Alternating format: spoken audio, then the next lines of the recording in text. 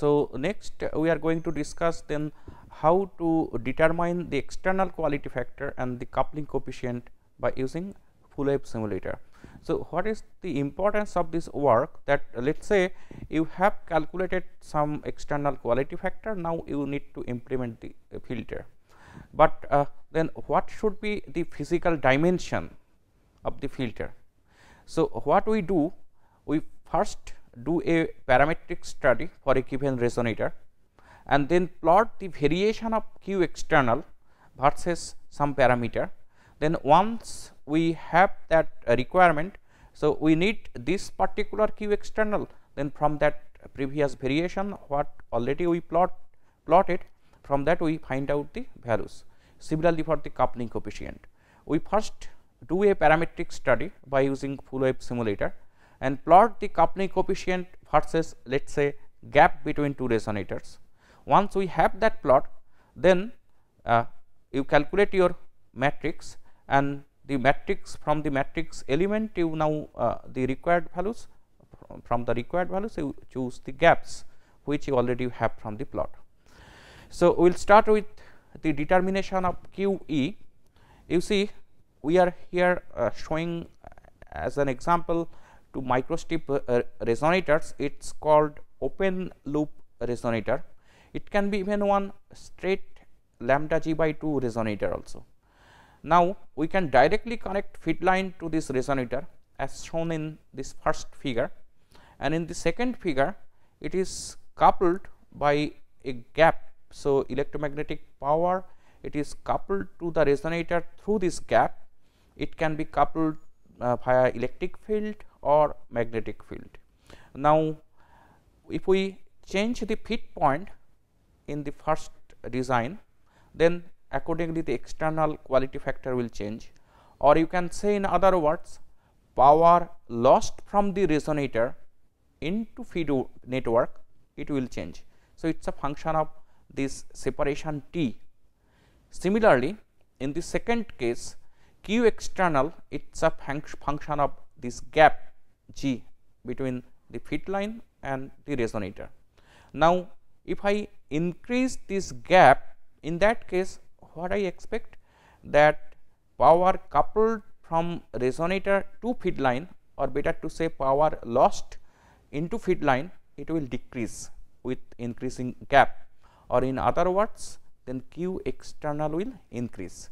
So, Q external, it decreases with the smaller gap value. Now, how to calculate it? Simply we draw this structure in any full wave simulator and then plot the S11, mainly its phase of S11. So, here one example is shown here. The phase of S11, it is a function of frequency. So, if I place my input port exactly at this point where this coupling start, then it crosses 0 at the resonance frequency, but practically it is not. So, there always will be a shift.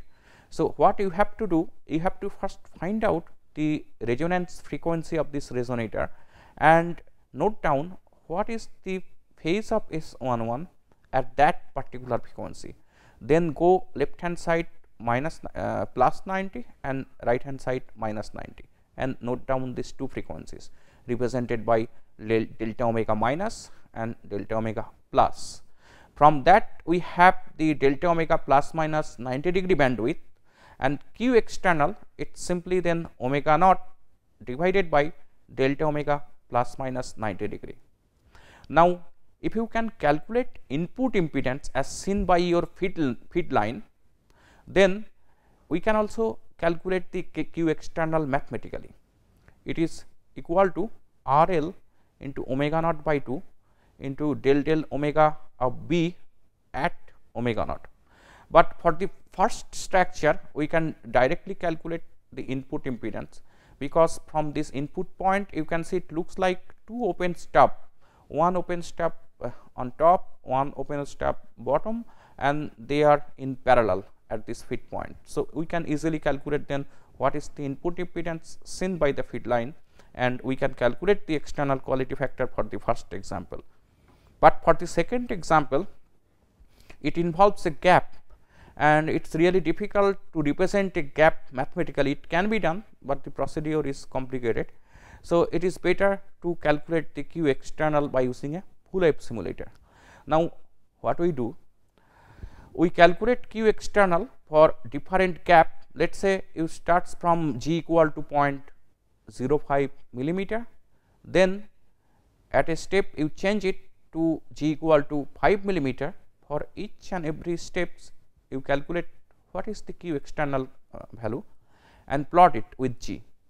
Now, once you have the requirements QE1 and QEN, now already you have the plot, then from the plot you choose the gap value. So, how to determine the resonance frequency?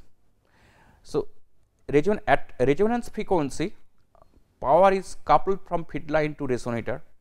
If I plot magnitude of S11, we will be expecting one dip in S11, but sometimes that dip of S11 it is influenced by other parameters, the feed length and other things. So, it is suggested to observe the group delay plot and find out where delay is maximum, that will give you the resonance frequency. So, what we are doing here, we are simply calculating the group delay of S11 del omega of angle of S11 and plot it versus frequency, and it is maximum at the resonance frequency. So, from the maximum point you note down what is the resonance frequency. Then once you have the resonance frequency, you note down what is the phase value at resonance frequency. Let us say it is 10 degree, plus 10 degree. Then you go left hand side plus 90, so plus 100 degree, where right hand side minus 90, so where minus 80 degree. Note down these two frequencies, and then you have delta omega plus minus 90, calculate Q external.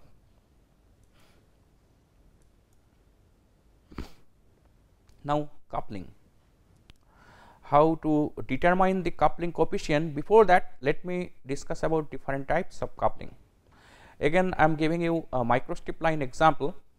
Even at millimeter wave frequencies, we can use microstrip line to some extent. So, this one again we are showing open loop resonator, and these gaps they are facing each other. In this case, energy is transferred from one resonator to another resonator by fringing electric fields, and we call it electrically coupled resonator systems. In equivalent circuit, then this coupling, it is, since it is through electric field, we can represent it by capacitor. So, in this figure you can see one isolated resonator, it is represented by L1 C1, but for this coupled system, let us say we have a capacitor connected between two resonators which represents the coupling, it is given by Cm, and since we are representing it into two symmetrical parts, we are representing it by twice Cm, and C1 it becomes C1 minus Cm, and in this case this coupled system it will have two frequencies. So, one single resonance frequency, it will split into two components, omega 1 and omega 2. It can be given by this expression, one is due to plus Cm, another one due to minus Cm. Now, how to determine this coupling coefficient? By using any full wave simulator. So, you see we are using the same coupled open loop resonator, but we have to excite the resonator to obtain the S21. We can determine the coupling coefficient from S21 plot.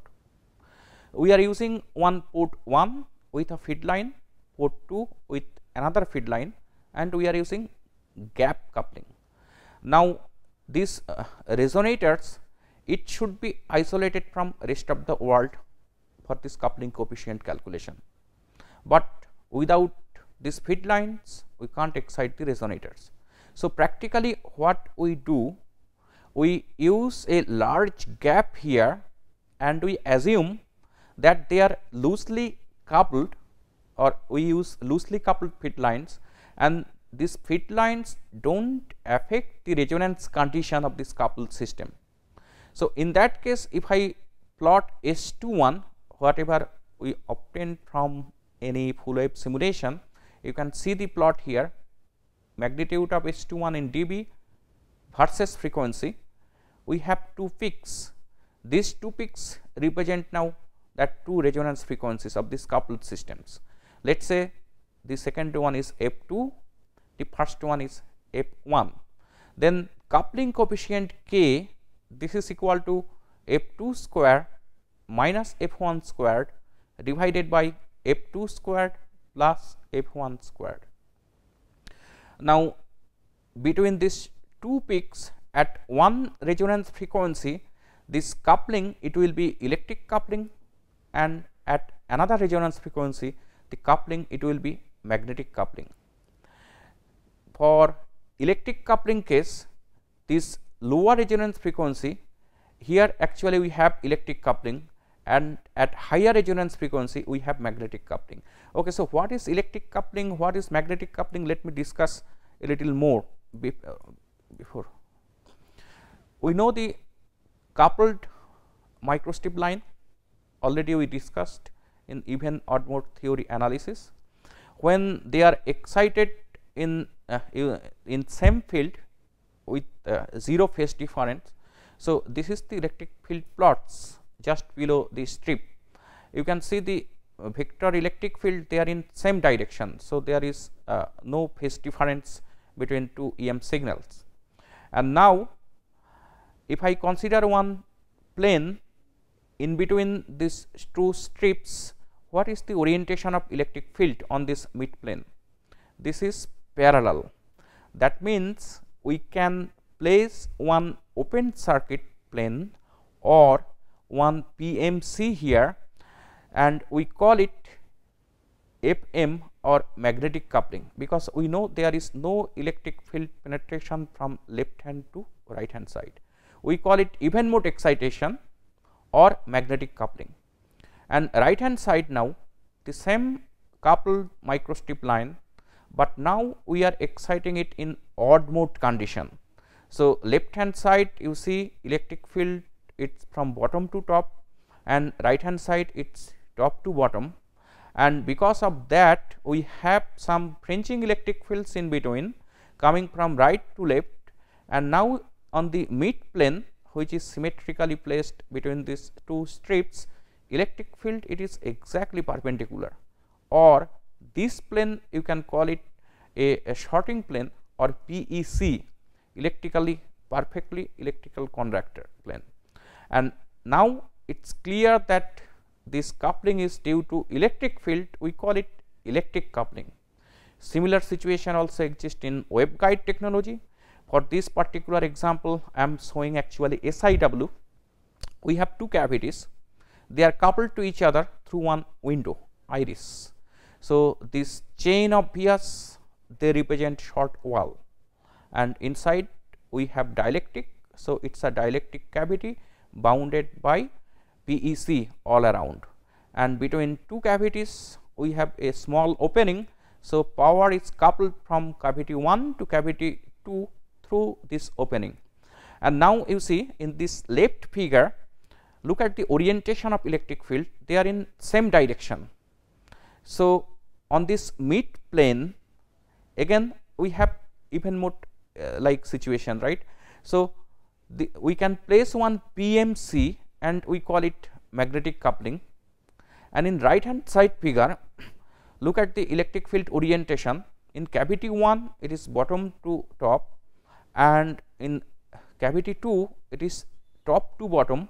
So, the orientation of electric field is different, and if I consider a symmetrical plane in between, it can be shown the electric field direction is perpendicular on that, and it behaves like a PEC, and it is electric coupling. So, for a coupled resonator system, so we have two frequencies. If at lower frequency it is electric coupling, this coupling is due to electric field, we call it electric coupling, and if the lower frequency it is due to magnetic field, then we call it simply magnetic coupling. So, for open loop resonator, you see, if we just change the orientation of open loop resonator, then it becomes magnetic coupling. We can also analyze this structure. You see, at open end, so at resonance frequency, length of this open loop, it is lambda g by 2. At this open ends, we have electric field maxima, current minima, and at the mid plane we have current maxima, electric field minima. So obviously the coupling where current maxima, electric field minima, we don't expect any electric field coupling, and it should be due to magnetic field. And for this magnetic coupling, what we do, we represent in equivalent circuit this coupling by a mutual inductance Lm, and this is the equivalent circuit. So exactly same procedure to calculate K, simulate this structure. Remember to take loose coupling for this feed line to resonator coupling, and then you simply plot S21. Once you have F21, F1, calculate the coupling coefficient from this formula. In coupling matrix, we represent Ke and Km with different signs. So if Ke is positive, for example, Km usually we represent by negative number. Sometimes we may face mixed coupling. So the coupling is, let us say for this example, it is due to both electric field and magnetic field. And sometimes what happen, for some given gap, let us say, not for this example, I have some other example, yeah, this one. So right hand side figure, you see one interesting thing. We are plotting coupling coefficient for different separation or gap between two resonators. So here it is being changed from, let us say, 0.2, 0.3 millimeter to 3 millimeter, and for each and every separation we are calculating K from Coulomb simulation by noting down F21 and F1 and then plotting it. Now it is interesting to see that first coupling coefficient, it decreases at some given value. Let us say for this particular example, 0.9 or 0.95, it is becoming 0 and then again increasing. It is due to the opposite behavior of Ke and Km. So at this 0.9 or 0.95 millimeter, Ke and Km, they cancel each other's effect, and at lower frequency it is electrical coupling, at higher frequency it is magnetic coupling. And for this left hand side figure, it is always mixed coupling, and the coupling coefficient, you see, it decreases with increasing separation. Now once you have this plot, so in the synthesis step, if we go back, you see, we will be having different Mij values, that nothing but coupling coefficient between different resonators. So you can then calculate what is the gap required between two resonators for the required coupling coefficient from this matrix.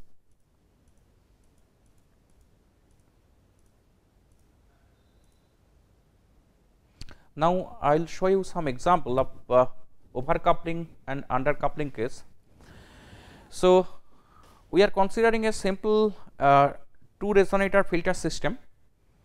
This is the input feed line, this is the output feed lines, and in between we have two resonators, and from this configuration you can see we are using electric coupling.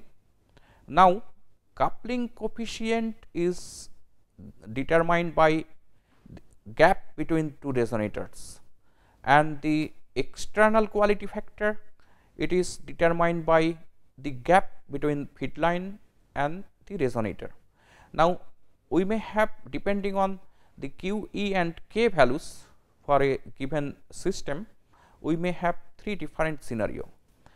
One case 1, we call it overcoupled condition, when K is greater than 1 by Q E plus 1 by q ul, where QE this is the external quality factor and QUL this is the unloaded quality factor of the resonator, and in the second case we call it undercoupled case when k is less than this value.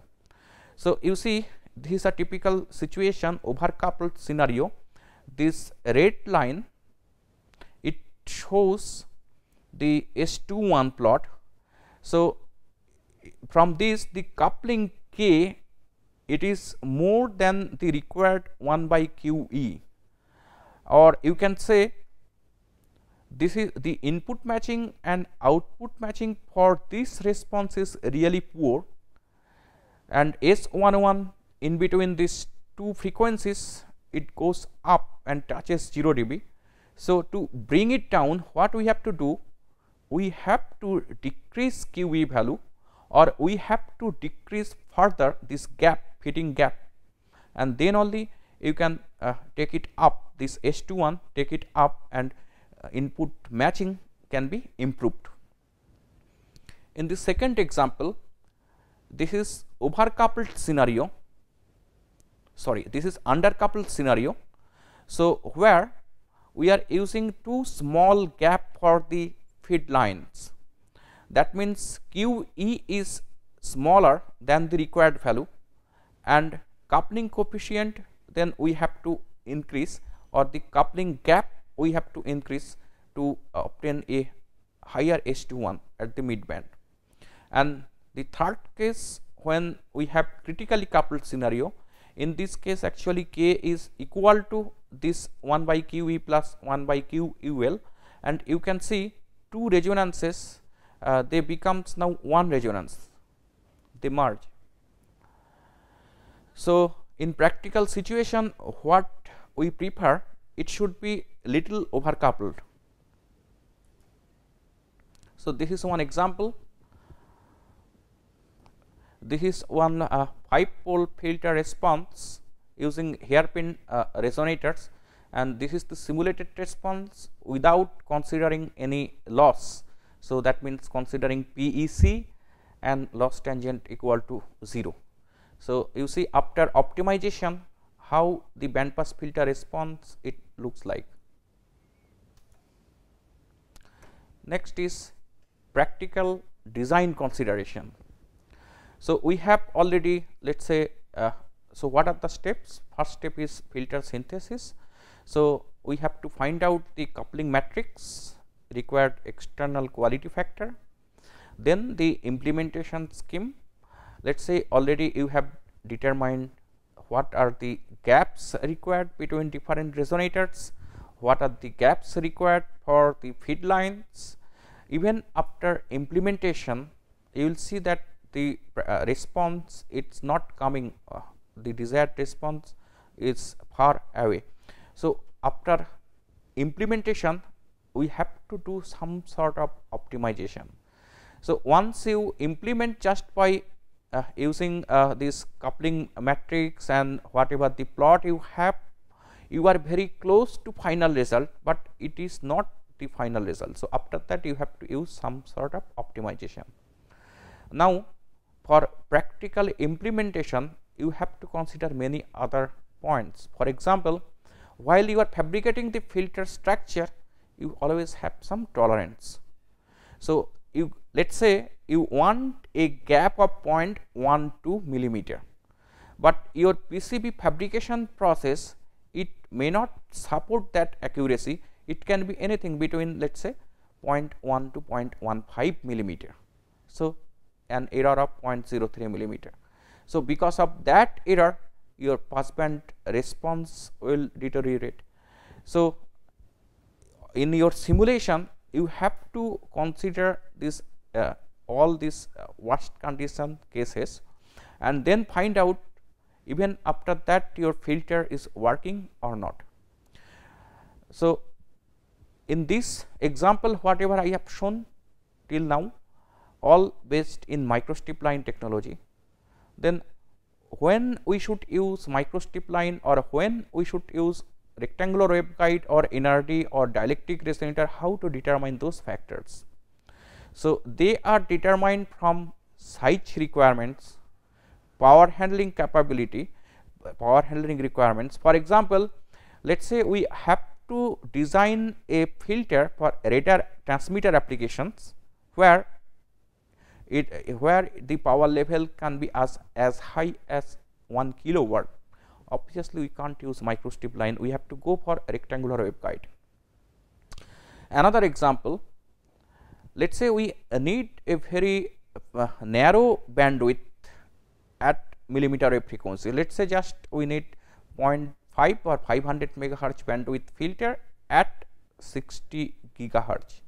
We can't design that in microstrip line technology, because filter loss, passband loss, it depends on unloaded quality factor resonator as well as the fractional bandwidth of the filter. So, we have actually relationships, I will show you later, and many other factors like asymmetrical skirt selectivity.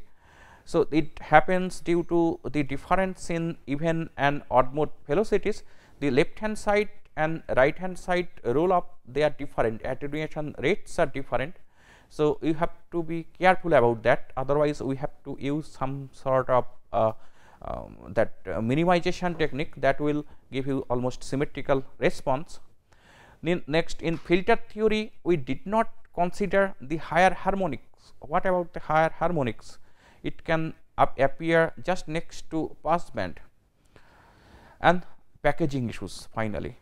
So, we have to use some sort of shielding or packaging finally, and that should not affect the filter performance. So, the challenges: higher bandwidth needs higher coupling, close spacing.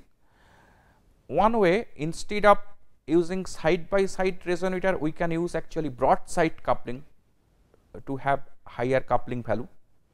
And then fabrication tolerance, already we discussed, because if the gap it changes due to fabrication tolerance, then coupling coefficient it changes, and if the coupling coefficient changes, then the bandwidth and everything changes. So, similarly, stop band rejection level, it also depends on fabrication tolerance. And now passband loss, it increases with decreasing fractional bandwidth and decreasing QUL, unloaded quality factor. We have a closed form expression for that. Delta L naught midband loss, this is approximately 4.343 summation I equal to 1 to n, n is the order of the filter, and omega c divided by FBW into QUL into GI in dB. So, it depends on fractional bandwidth, obviously order of the filter, and the unloaded quality factor. So, if the stored energy inside the resonator it decreases, or in other words, if the loss from your resonator it increases, then we have lower unloaded quality factor, it will give you high loss. Not only that, if you increase number of resonators to obtain higher attenuation, you have to increase number of resonators. So, in that case again loss will increase. And another important parameter sometimes we forget, it also depends on fractional bandwidth. For the same resonator, if you are asked to design a filter with a fractional bandwidth of 1%, and somebody else, let us say using the same resonator to design a filter of fractional bandwidth 10%, you will be facing more loss, your FBW is just 1%. So, sometimes its value it's so negative that you simply can't use microstrip line at millimeter wave frequencies because of this increased loss due to smaller FBW requirement. Okay, so now we will take a break. After that we will start other passive components. Thank you.